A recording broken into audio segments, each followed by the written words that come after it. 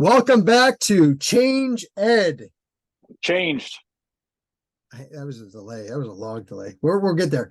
We are so glad to have you here. My name is Andrew Kuhn. I am a project consultant at Montgomery County Intermediate Unit, and here with me is Tony Marabito from Carbon Lehigh Intermediate Unit. Tony. So good to have you here. As you recall, we just wrapped up talking about building the case for change, and there's a lot out there. We didn't cover everything.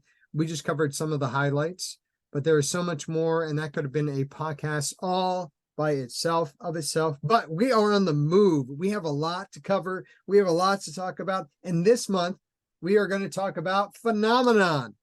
That's right. I said phenomenon. You know, it's really interesting. I don't know if you knew this or not, Tony, but phenomena is the plural form of phenomenon, right? I did not know that. Yeah. So do you know what the plural form of deer would be? I think it'd be deer. Yes. All right. Guess you Okay, got me. very good. Good. Okay, good. And what about octopus? What is the plural form of octopus? Octopi?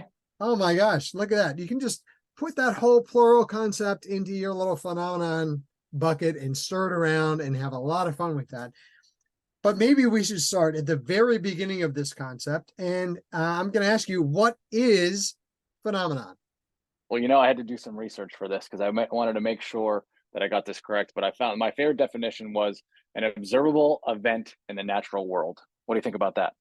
Wow. I mean, that's, I'm watching our listeners' minds just be blown from this definition, because here's what's amazing about it is that it's simple and actually can be quite intricate at the same time, right? So an observable event, tell me a little bit more about this. Does this need to be something like tremendous, out of this world something? Can it be small? Can it be both?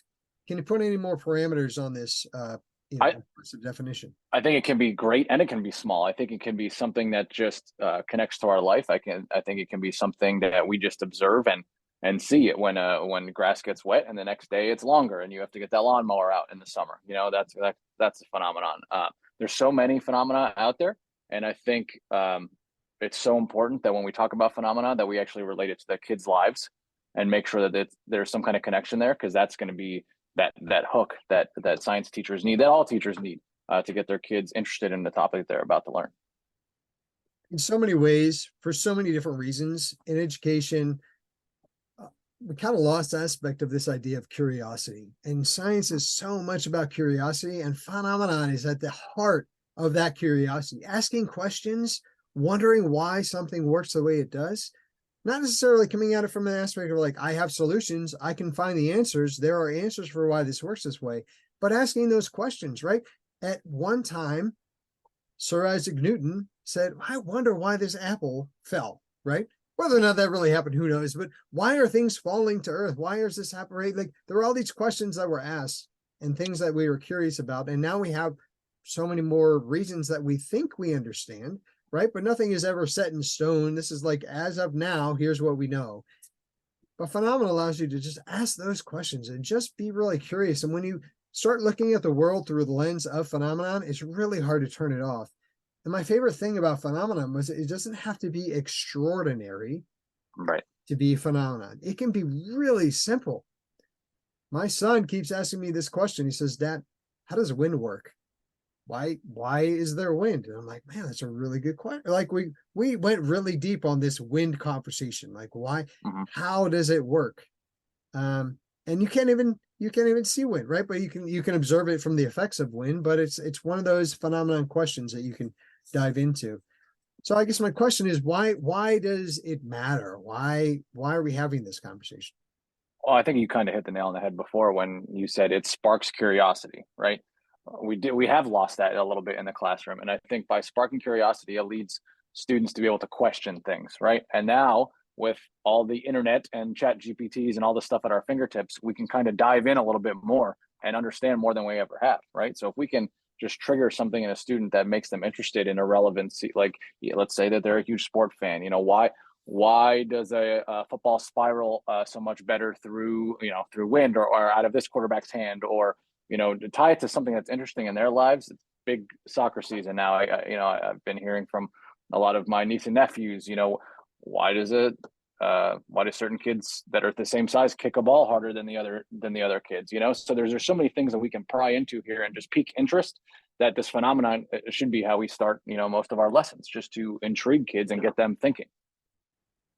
To go off that, what's really important with our new STEEL standards, adding in 3-dimensionality of learning, we're really trying to help people be humans, right? Like process through and be curious instead of leading with knowing, leading with asking, leading with being wondering, how did that come to be? Why does it work that way? A lot of times the way that we were raised, certainly the way you were raised at back at the turn of the century, not this century, the century before, was you'd ask a question and you'd be given an answer, right? And now you're asked a question and you answer the question with a question, right? Or even say, that's a great question. I have no idea. And it's okay not to know.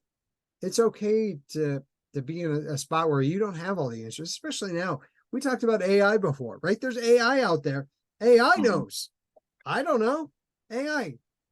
And so, not to be confused with Allen Iverson, right? Our 76ers AI. He's a phenomenon as well, but that's a different type, I think. Yeah. So I see what you did there. I like that. But the point being is that now we're being curious doesn't have to be scary, because we're developing a process through which we can work through that, and we know what channels to go through and how to think about it and what can we do with that information and what does it look like and how can I trust those sources. So when you're empowered through 3-dimensional learning and phenomenon to experience the world, now it's not you have to go out there confidently, right? It's almost anxiety reducing.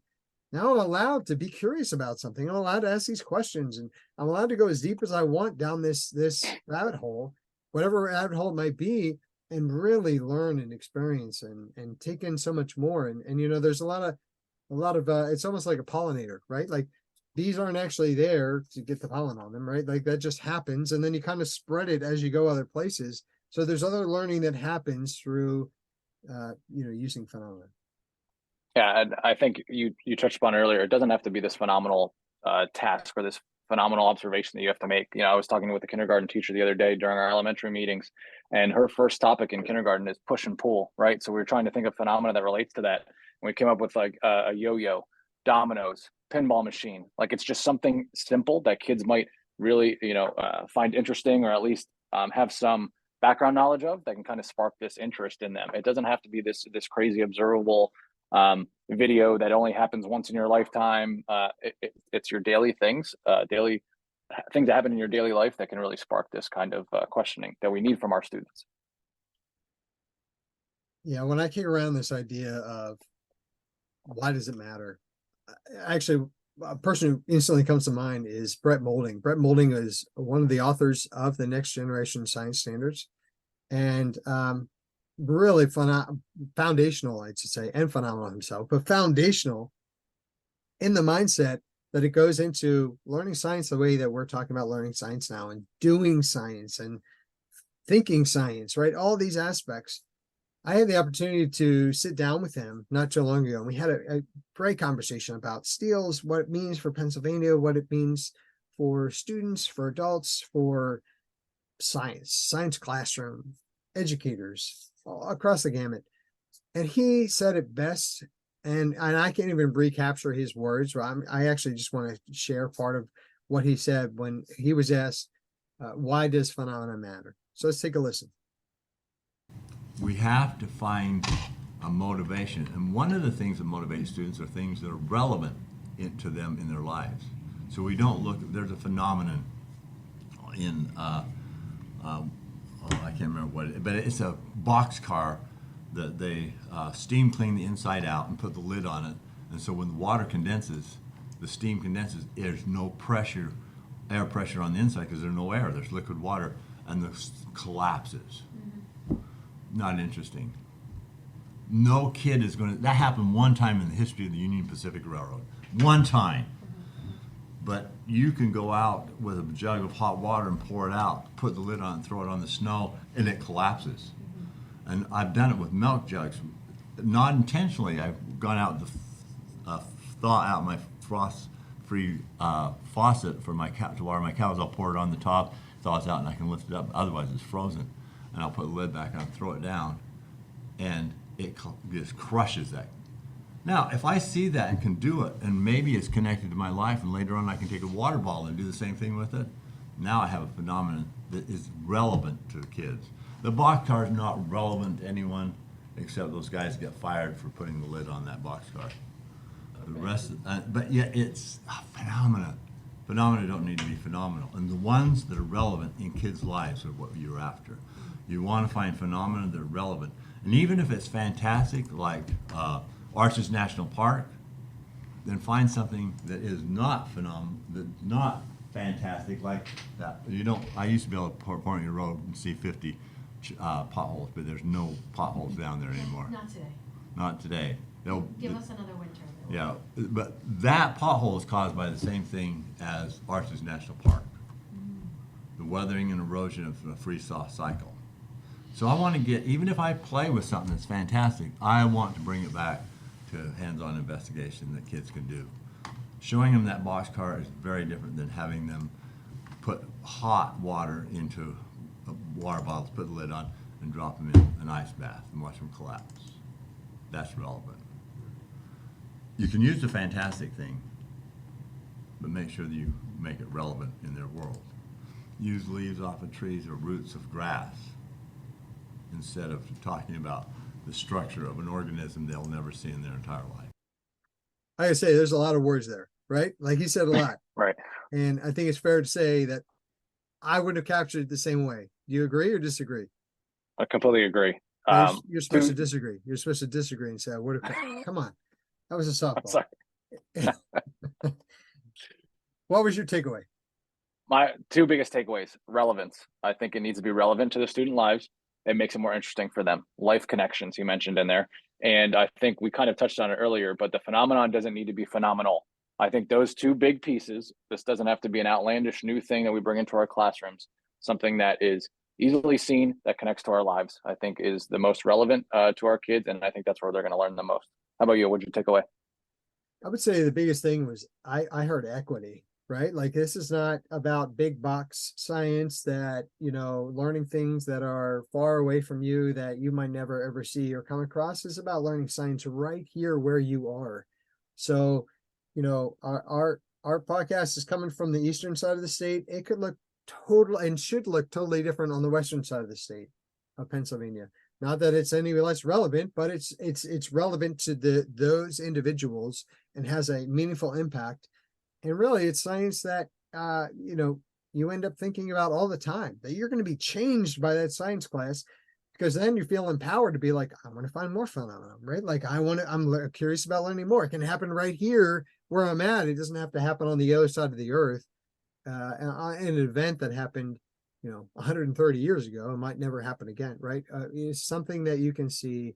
And going back to your amazing definition that you provided, that it's an observable event in the natural world. So it can be anywhere in the natural world, not just special spots. It's not just a holiday that it comes up every now and then. It's something that happens every day in everyday life. So Tony, we're going to dive more into phenomena, but we're going to break it apart more. I think we talk a little bit about what does phenomena-based learning look like, what is really the big shift, and then my personal favorite is going to be going from explanation to exploration, and what does that shift and that transition really look like for educators. So this is Change Ed, your under 15-minute podcast, weekly podcast, getting you all the information you need to know about SEALs, although there's a lot. So this will be a never-ending podcast. We do our best. Yeah. We do our best. Thank you for tuning in. We will see you next time.